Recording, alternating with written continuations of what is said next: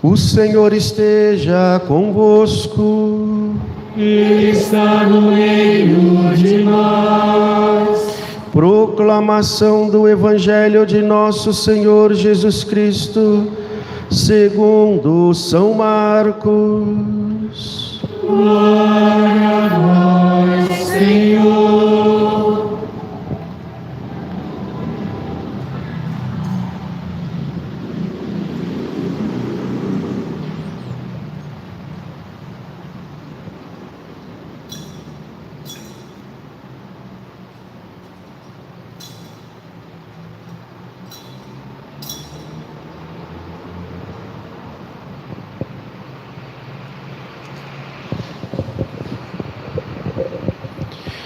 No primeiro dia dos ázimos, quando se imolava o cordeiro pascal, os discípulos disseram a Jesus: onde queres que façamos os preparativos para comeres a Páscoa?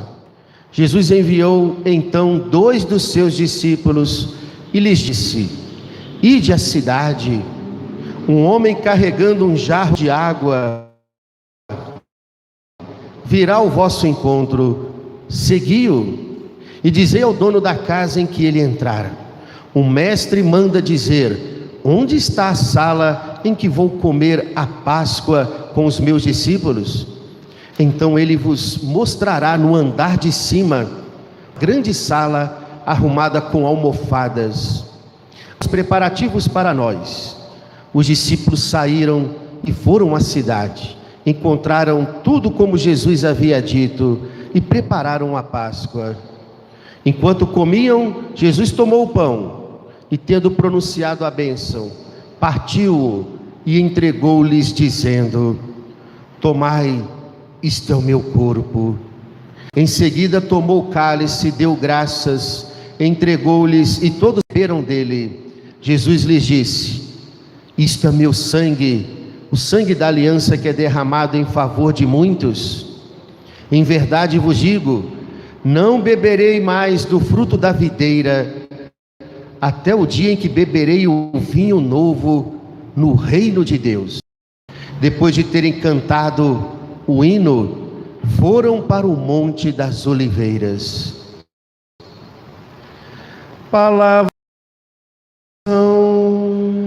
Glória a vós, Senhor.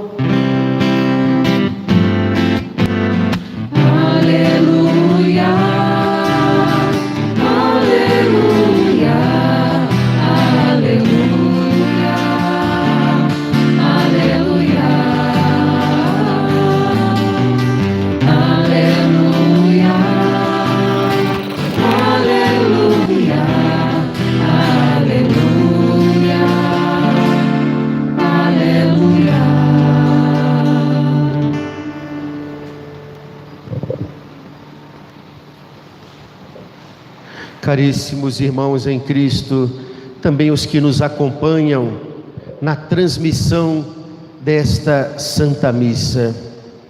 Hoje a Igreja celebra uma das verdades mais extraordinárias da nossa fé católica, nos revelada pelo próprio Cristo.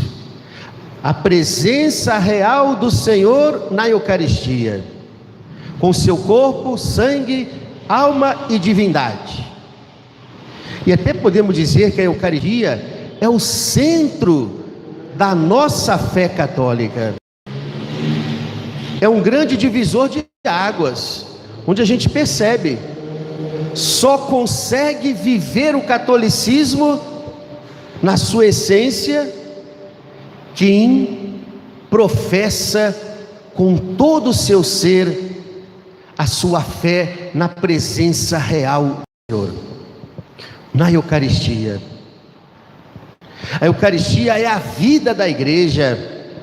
A igreja vive dessa presença prolongada do Cristo ressuscitado, que se dá no Santíssimo Sacramento. Muitas pessoas, e até mesmo muitos católicos, ainda não se conscientizaram da magnitude e da singularidade do cristianismo católico, o catolicismo.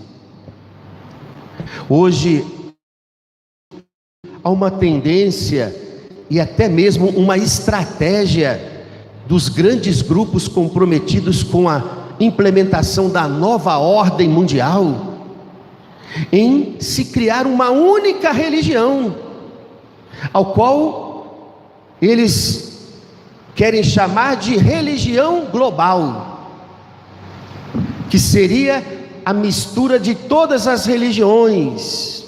Mas essa religião global seria sem dogmas, ou seja, sem verdades absolutas, sem credo, sem doutrina, sem uma moral, como o cristianismo possui uma moral cristã, feita de mandamentos. E é claro, essa religião global seria também sem o Cristo. Esse projeto quer colocar todas as religiões no mesmo patamar, dizendo que todas as religiões são iguais, têm o mesmo valor, não importando como Deus é invocado, ou que tipo de Deus que é invocado, se ele é invocado como Alá, como Jeová, como Buda, ou se é invocado apenas como um grande arquiteto do universo, como a maçonaria faz, ou apenas como uma força superior, ou uma força cósmica, como os grupos esotéricos fazem, dizendo que esse Deus é apenas uma energia que rege o universo. O catolicismo não pode ser igualado nem mesmo com o protestantismo, e nem com nenhuma outra religião desse mundo. É claro, isso não é para fazer de nós superiores aos outros e nem intolerantes com a opção religiosa de cada um, mas é uma verdade que temos que assumir no nosso coração. O catolicismo não pode ser igualado a nenhuma religião neste mundo. Isso devido a certas verdades de fé que só o catolicismo professa, e verdades que nos foram reveladas pelo próprio Deus, como domingo passado, que é verdade mais própria do catolicismo do que a que celebramos domingo passado. O que é que celebramos?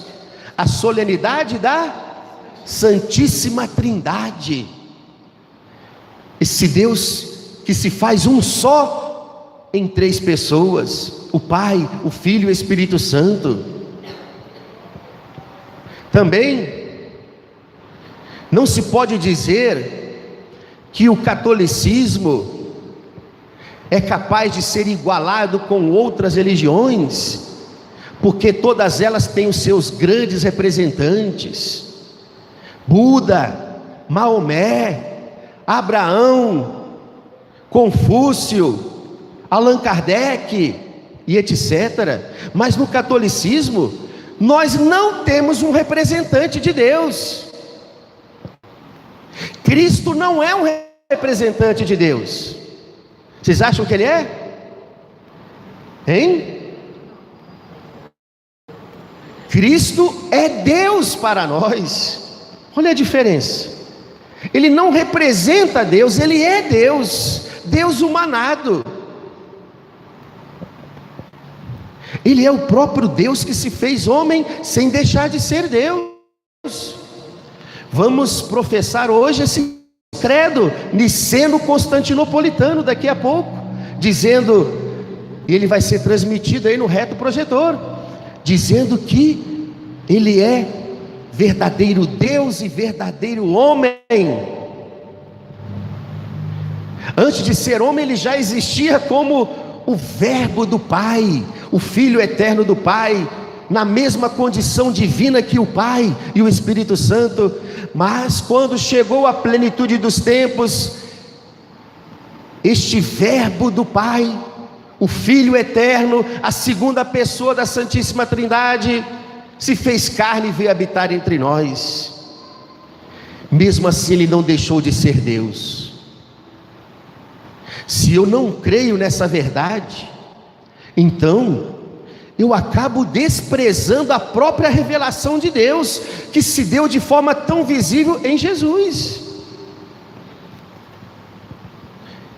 E o catolicismo ainda faz nós crermos numa outra verdade extraordinária: este Deus que se fez homem, ele também está escondido sob o véu eucarístico, nas espécies do pão e do vinho consagrados,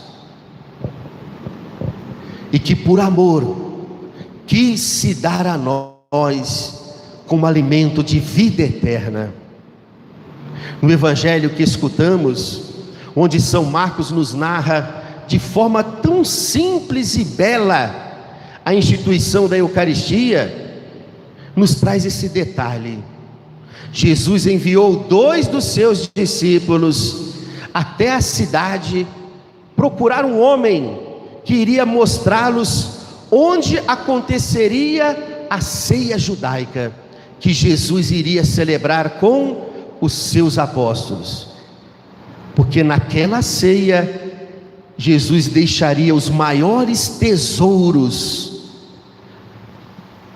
do seu sagrado coração para a sua igreja. Então São Marcos diz que o homem mostrou para os discípulos que seria no andar de cima, no andar superior, onde a ceia da Páscoa aconteceria.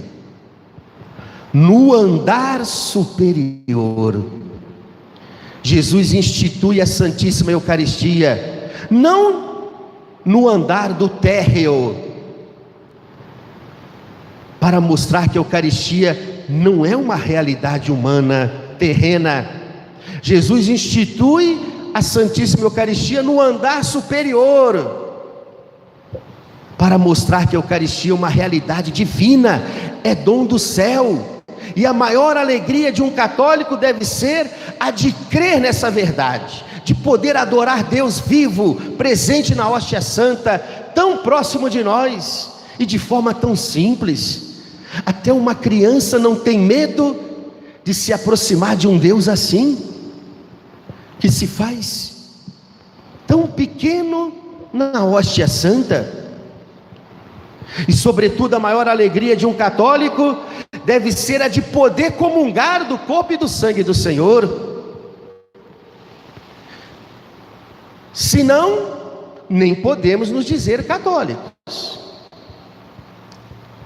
A sequência do Corpus Christi nos fez cantar em forma de louvor: eis o pão que os anjos comem, transformado em pão do homem, só os filhos o consomem, e não será lançado aos cães.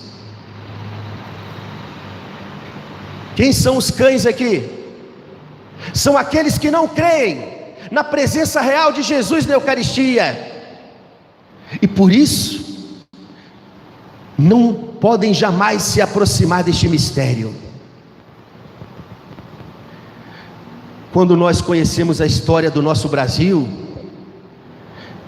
a gente fica apaixonado, mas não a história contada segundo as narrativas de professores comunistas. A história do Brasil contada pelos grandes historiadores clássicos do nosso país. E assim, a gente fica apaixonado como se deu o catolicismo, como o catolicismo foi se formando na história do nosso Brasil. Vocês sabiam que o nosso Brasil, logo nos seus inícios, tiveram seus mártires eucarísticos? Católicos que morreram defendendo a sua fé na Eucaristia? São os mártires de Uruaçu, do século 17, da região do Rio Grande do Norte. Olha, 2 séculos depois da descoberta da nossa nação. Naquele século ocorreu as invasões de holandeses, protestantes, calvinistas, e que queriam proibir que os católicos daquela região do Rio Grande do Norte participassem da Santa Missa. Queriam que eles renegassem a fé em Jesus Eucarístico. Invadiram o povoado de Cunhaú e depois de Uruaçu, em pleno domingo, quando os católicos estavam celebrando a missa. Derrubaram no chão o santo altar com as eucaristias consagradas e queriam que os católicos pisassem em Jesus Eucarístico, e quem não fizesse isso seria degolado pela espada, ou fuzilado, ou queimado vivo. E muitos desses católicos brasileiros, hein? Tem alguém aqui que veio do Rio Grande do Norte? Levanta a mão.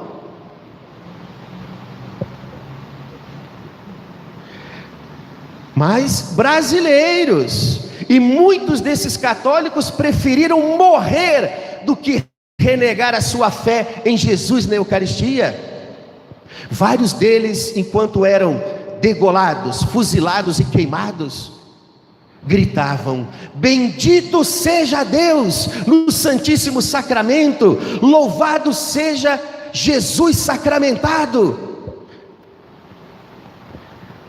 Diante dessa solenidade de hoje, diante do testemunho desses nossos irmãos católicos, que derramaram o seu sangue para não renegar a sua fé em Jesus na Eucaristia, devemos nos fazer essa pergunta: qual o lugar que a Eucaristia tem em minha vida? Até onde eu seria capaz de ir para testemunhar o meu amor, a minha fé em Jesus Eucarístico? O catolicismo nunca poderá ser colocado no mesmo nível das outras religiões, pois só o catolicismo nos faz professar a fé num Deus humanado, mas também num Deus que quis permanecer no meio de nós pelo dom da Eucaristia, um Deus que de forma tão frágil, tão indefesa, se coloca em nossas mãos e se dá a nós como alimento do céu. Como não ter fome de um Deus assim? Como não sentir necessidade desse alimento? Neste ano que tivemos a primeira Eucaristia de várias crianças da catequese da nossa paróquia, eu recebi um testemunho de uma dessas crianças que me edificou muito. Sua família e ela estão assistindo a Santa Missa. A pequena Ana Clara, catequizanda da nossa irmã Vera, da Capela de São Jorge. Ana Clara não pôde fazer a sua primeira Eucaristia junto com as outras crianças no dia que foi marcado, devido a uma grave enfermidade, um tumor que apareceu no seu rostinho. E assim, depois de alguns meses após a primeira comunhão, e ela que não teve a alegria de fazer a primeira comunhão, apareceu aqui no meu confessionário, junto com seus pais e a catequista Vera. E ela queria me fazer um pedido: padre, a minha cirurgia foi marcada para tal dia. Os médicos falaram que vai ser uma cirurgia de 12 a 16 horas e que é uma cirurgia muito grave. Eu posso receber Jesus? Eu posso fazer minha primeira comunhão aqui, agora? Eu perguntei para ela: mas você não quer deixar esse grande momento para depois? quando você voltar recuperada. Essa era a nossa esperança, né? E graças a Deus deu tudo certo a cirurgia, ela já está em casa se recuperando. Mas e se acontecesse o contrário? Mesmo assim eu fiz essa pergunta: você não quer deixar para depois? Ela: padre, eu preciso de receber Jesus antes da minha cirurgia, porque eu sei que Ele vai estar comigo. E assim eu dei a comunhão pela primeira vez. Aquela criança, hein? Criança, mas que sabia o que estava recebendo. E ela chorava ali, fazendo a sua ação de graças.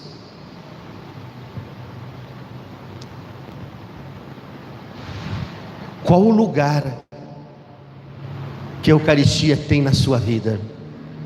O Papa Francisco disse: a Eucaristia é o alimento dos fracos, para que se tornem fortes. É o alimento dos fortes, para que nunca esmoreçam. Aquela menina queria receber Jesus pela primeira vez, antes da sua cirurgia, porque ela se sentia fraca e precisava se tornar forte, se alimentando daquele que é o pão vivo dos céus. Alimento dos fracos para que se tornem fortes, alimento dos fortes para que nunca esmoreçam. Agora, caríssimos irmãos, se eu reconheço que Jesus está mesmo presente de forma real na Santíssima Eucaristia, se eu reconheço que eu não posso viver sem este alimento do céu, seja qual for o sacrifício ou a renúncia que eu tenha que fazer para voltar a comungar, vale a pena qualquer renúncia, qualquer sacrifício que eu tenha que fazer para não ficar longe da Eucaristia. Vale a pena, porque nada pode estar acima de Jesus na minha vida, nem os maiores amores deste mundo. Então, se eu reconheço que eu não posso viver sem Eucaristia, como deve ser o meu amor para com Jesus Eucarístico? E aqui eu queria dar algumas dicas bem sucintas, como deve ser o nosso amor para com Jesus Eucarístico. Primeiro, nunca comungue em pecado mortal.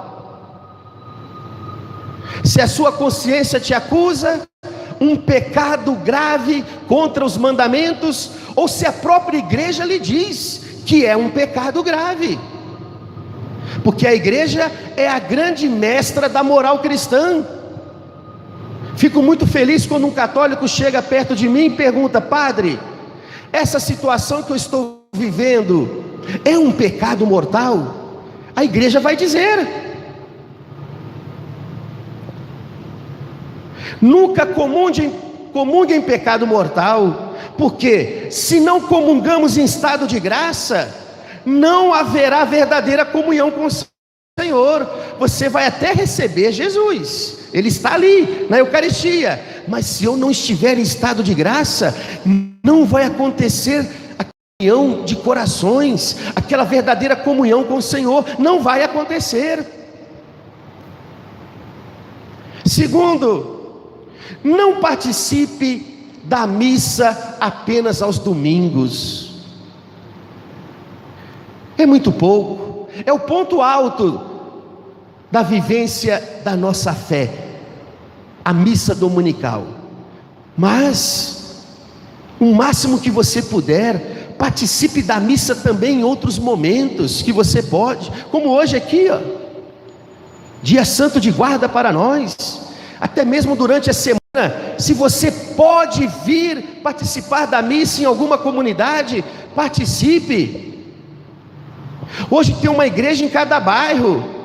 Conversava com a minha mãe em viagem para cá, ela dizia que no tempo dela, quando era mocinha ainda, lá no Nordeste, na Paraíba, para participar de uma missa aos domingos, Era 3 horas para ir, 3 horas para voltar, a pé. E era a maior alegria daqueles católicos. Participe da missa o máximo que você puder. Tenha fome da Eucaristia. Terceiro, nunca deixe de visitar e adorar Jesus ao entrar numa igreja católica. Até mesmo porque só na igreja católica que você vai ter aquela luzinha vermelha, indicando aonde está Jesus Eucarístico. Antes era muito mais fácil, né? Que pena que colocaram Jesus escondido, porque antes você chegava na igreja, onde é que estava Jesus Eucarístico? No altar, no centro da igreja. Você já entrava e já se deparava com Jesus, e já se colocava de joelhos. Agora colocaram Jesus às escondidas. Então busque aonde ele se encontra. Eu fico olhando às vezes, a pessoa entra na igreja, vai conversar com a secretária, vai embora e não manda nenhum beijo para Jesus. Que católico é esse? Precisa de ser catequizado, de ser ensinado por alguém. Nunca deixe de visitar o Senhor, pois quanto mais visitas você fizer a Ele no sacrário, mais Ele te recompensará com as suas graças. Quarto, tire um momento na semana para adorar Jesus com mais tempo diante do sacrário. Aqui nós temos a graça da quinta-feira da adoração. O Santíssimo fica exposto das 8 da manhã até as 18 horas. Você passa pela cidade e não entra aqui. Você está na sua casa, tem tempo e não tira nenhuma horinha para estar com Jesus, independente de ser quinta-feira ou não. Nossa igreja está sempre aberta a partir da hora do almoço. Tire um dia na semana para adorar o Senhor, porque os santos diziam: não comunguem o Cristo sem adorá-lo. Isso vai fazer com que a gente cresça cada vez mais no amor para com Jesus Eucarístico, pão dos anjos, que se fez pão dos homens, onde somente os filhos o consomem, e ele não será entregue aos cães. Louvado seja o nosso Senhor Jesus Cristo.